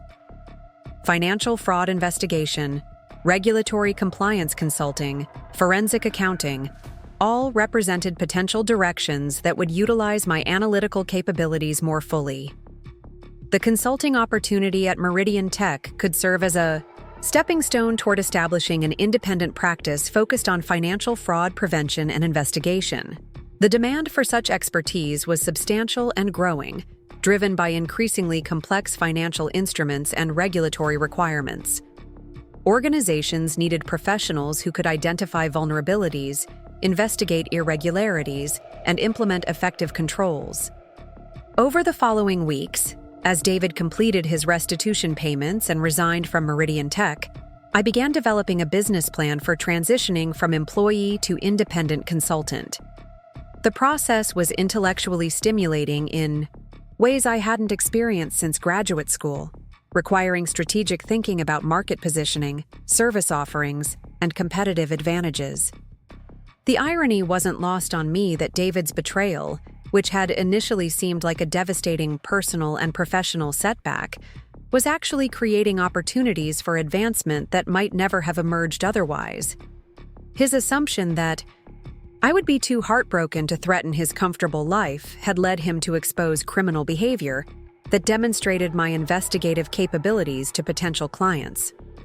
The divorce proceedings, when they finally began in earnest, were surprisingly straightforward, given the complexity of the underlying circumstances.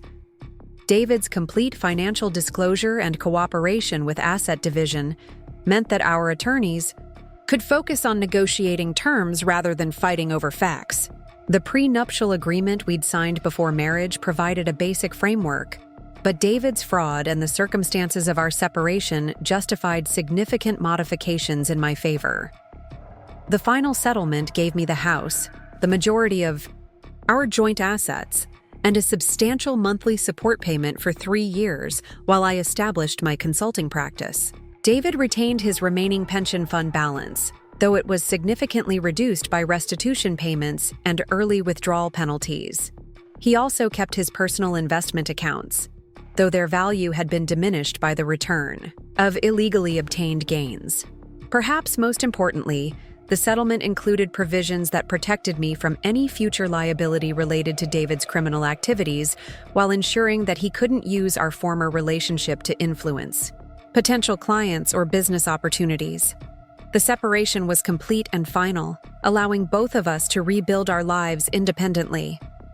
As I signed the final divorce papers in my attorney's office 6 months after David's initial confession, I reflected on the extraordinary transformation that had occurred in my life. The accommodating wife who had sublimated her ambitions to support her husband's career was gone, replaced by an independent professional with demonstrated expertise in high-stakes financial investigation. The woman David had dismissed as someone who does something with numbers had used those same numbers to expose his crimes, protect hundreds of retirement accounts, and establish the foundation for her own successful consulting practice.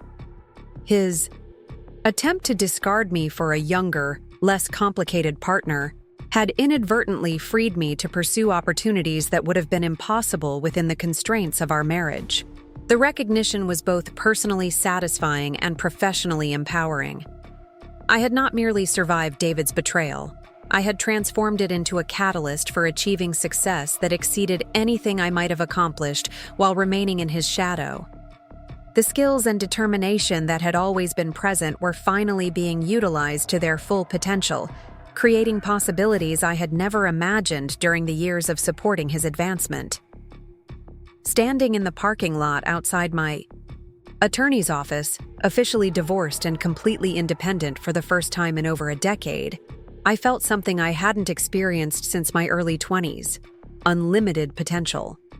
The future was entirely mine to shape, based on my own choices and capabilities rather than someone else's priorities and limitations. David had wanted a fresh start with his young assistant, free from the complications of our shared history. What he had actually given me was something far more valuable: the opportunity to discover who I really was when I stopped trying to be who he needed me to be. The woman he had been so eager to leave behind was about to become someone he never could have imagined and never would have deserved. 6 months after signing the divorce papers, I stood in the conference room of my newly established consulting firm, Financial Integrity Solutions, presenting my findings to the board of directors of Hartwell Industries.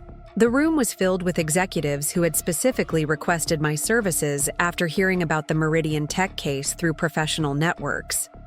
Word traveled fast in the financial industry when someone successfully uncovered and resolved complex fraud schemes without triggering public scandals or regulatory catastrophes. Our investigation has identified systematic irregularities in expense reporting across 3 departments, I explained, moving through the presentation with confidence that had taken months to fully develop. The total financial impact appears to be approximately $85,000, but more concerning is the pattern of supervisory approval that suggests either incompetence or complicity at the management level. The board members leaned forward, asking detailed questions about my methodology and recommendations. These were sophisticated business leaders who understood the value of thorough financial analysis and the cost of allowing fraud to continue, unchecked.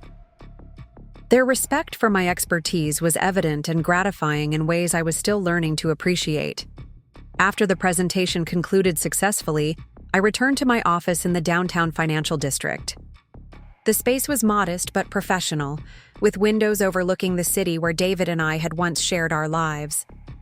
The view served as a daily reminder of how dramatically circumstances could change when you finally stopped accepting limitations that others imposed on your potential. My assistant, Karen, greeted me with the day's messages and a knowing smile. 3 new inquiries came in while you were at Hartwell, she reported. 2 from insurance companies wanting fraud investigations, and 1 from a law firm representing a whistleblower in a pension fund embezzlement case. The growth of my consulting practice had exceeded every projection I'd made during those early planning sessions in my home office. What had started as a way to leverage the expertise I'd gained from investigating David's crimes had evolved into a specialized niche that was increasingly in demand.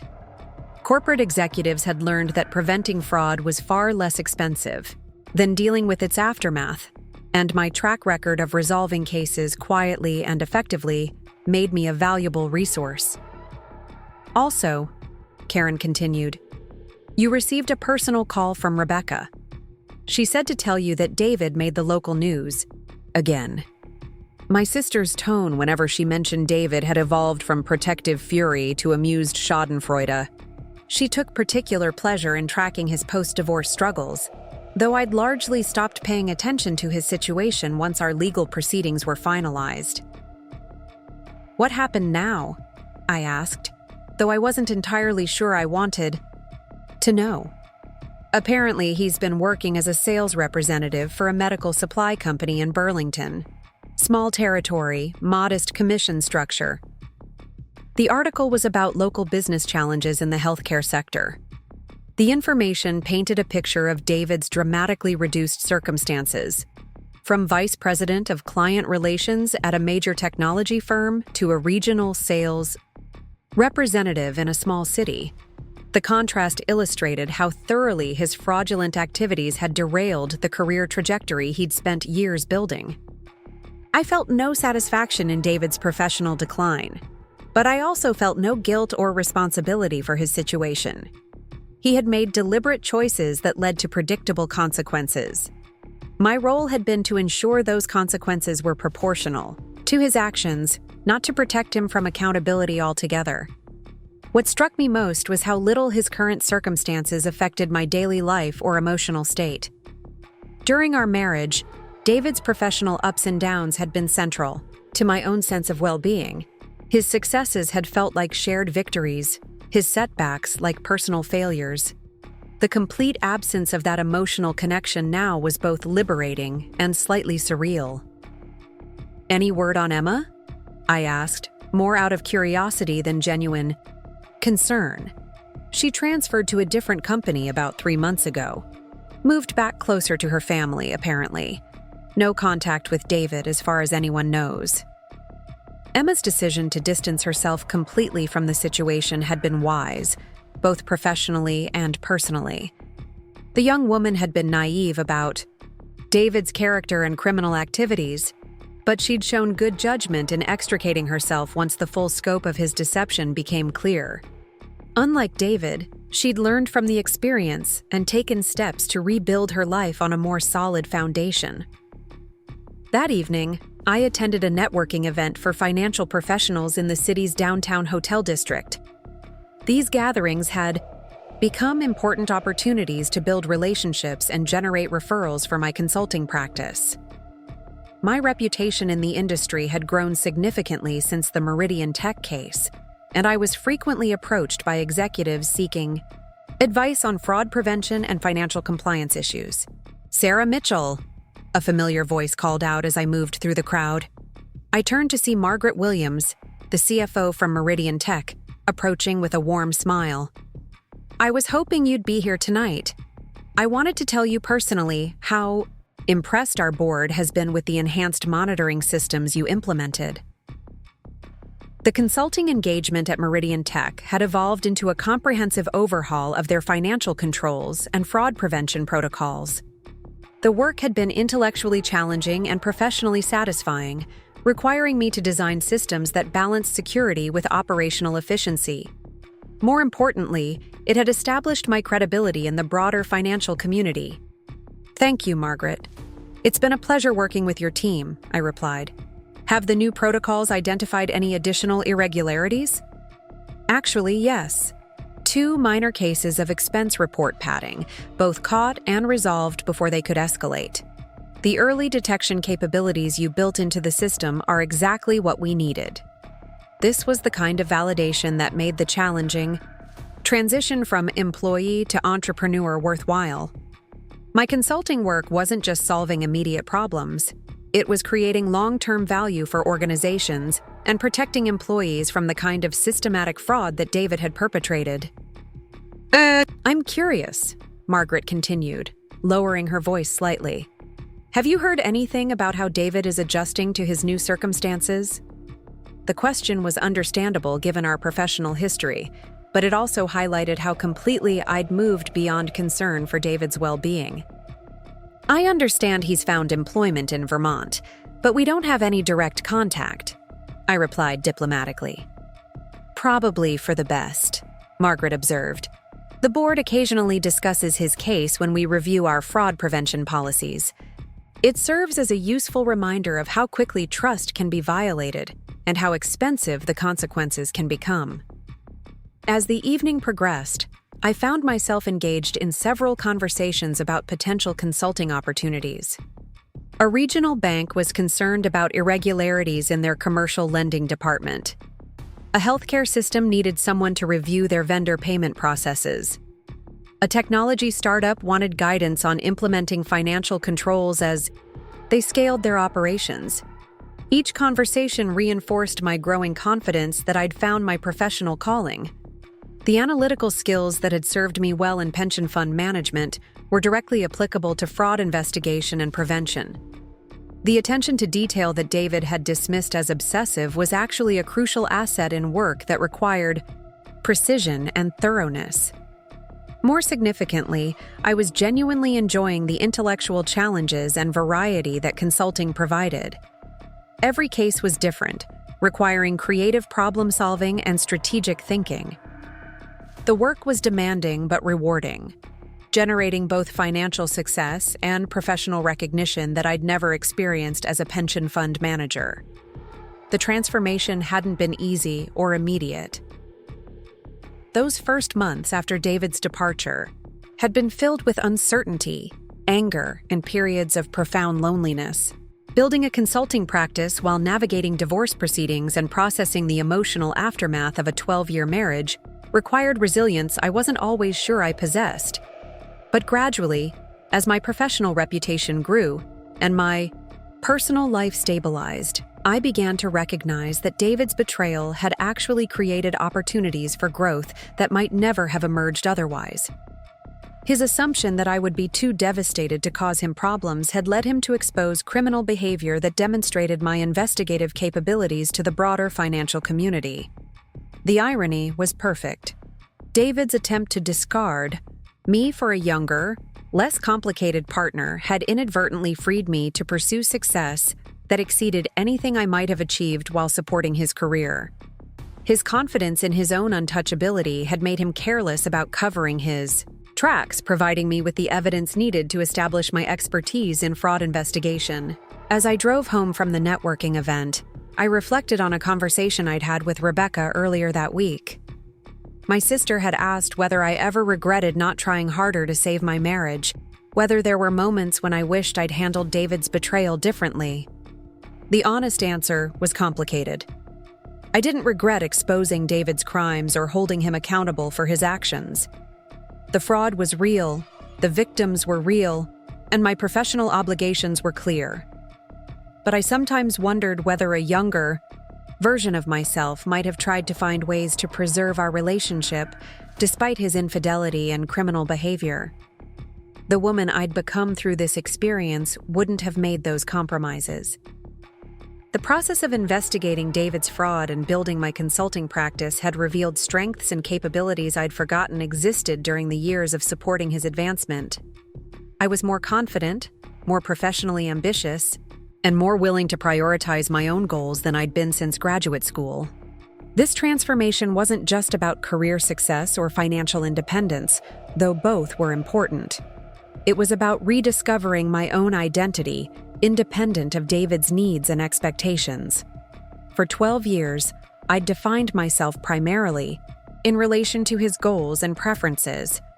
The divorce had forced me to remember who I was when I stopped trying to be who he needed me to be. The woman David had been so eager to leave behind was fundamentally different from the person I'd become in response to his betrayal. His dismissive characterization of my work as something with numbers had revealed how thoroughly he'd underestimated my professional capabilities. The accommodating wife who'd always prioritized his comfort over her own ambitions had been replaced by an independent entrepreneur with demonstrated expertise in high-stakes financial investigation. That weekend, I received an unexpected invitation to speak at a professional conference on corporate fraud prevention. The organizers had heard about my work through industry networks and wanted me to present a case study on effective investigation methodologies. The opportunity represented a significant step toward establishing myself as a recognized expert in the field. As I prepared for the presentation, I found myself thinking about the journey that had brought me to this point. 18 months earlier, I'd been a conventional corporate wife whose greatest professional achievement was managing pension funds competently, but without particular distinction. The discovery of David's affair and financial crimes had catalyzed a transformation that touched every aspect of my life. The process hadn't been linear or predictable. There had been moments of doubt, periods of exhaustion, and times when the emotional cost of rebuilding seemed overwhelming. But gradually, as each challenge was met and overcome, I'd developed confidence in my ability to navigate uncertainty and create opportunities from adversity. The conference presentation was scheduled for the following month in Chicago, providing an excellent opportunity to visit Rebecca and her family while establishing my presence in a larger professional market. The prospect was both exciting and slightly intimidating, speaking to an audience of financial executives about methodologies I'd developed through necessity rather than formal training. But the invitation itself was validation that my work had achieved recognition beyond the regional market where I'd established my practice. Corporate fraud prevention was a national concern, and my approach to investigation and resolution apparently offered insights that other professionals found valuable. As I worked on the presentation outline, structuring the Meridian Tech case study to highlight key principles without violating confidentiality agreements, I realized how much my perspective on that experience had evolved. What had initially felt like a personal crisis requiring desperate measures now appeared as a professional opportunity that had revealed previously unrecognized capabilities. The emotional pain of David's betrayal had certainly been real and significant, but the practical consequences of his actions, the evidence of fraud, the investigation process, the successful resolution, had created a foundation for professional success that extended far beyond our failed marriage. 2 weeks before the Chicago conference, I received a phone call that perfectly illustrated how dramatically my circumstances had changed. The caller was Janet Morrison, Director of Human Resources at Pinnacle Financial Group, one of the region's largest investment firms. "Ms. Mitchell," she began, "we're facing a delicate situation that requires someone with your particular expertise. We have reason to believe that one of our senior portfolio managers has been engaging in unauthorized trading activities, but we need a thorough investigation before taking any action." The case she described was complex and potentially very lucrative for my practice. Pinnacle managed over $2 billion in client assets, and unauthorized trading by a senior employee could represent massive financial exposure and regulatory liability. The investigation would require sophisticated analysis of trading records, client communications, and compliance protocols. "The board has specifically requested you based on your reputation for discretion and thoroughness," Janet continued. "We understand that you've successfully resolved similar situations without triggering unnecessary publicity or regulatory complications." The recognition was gratifying, but it also highlighted how completely my professional identity had evolved since the divorce. 18 months ago, I'd been known primarily as David Mitchell's wife who worked in pension fund management.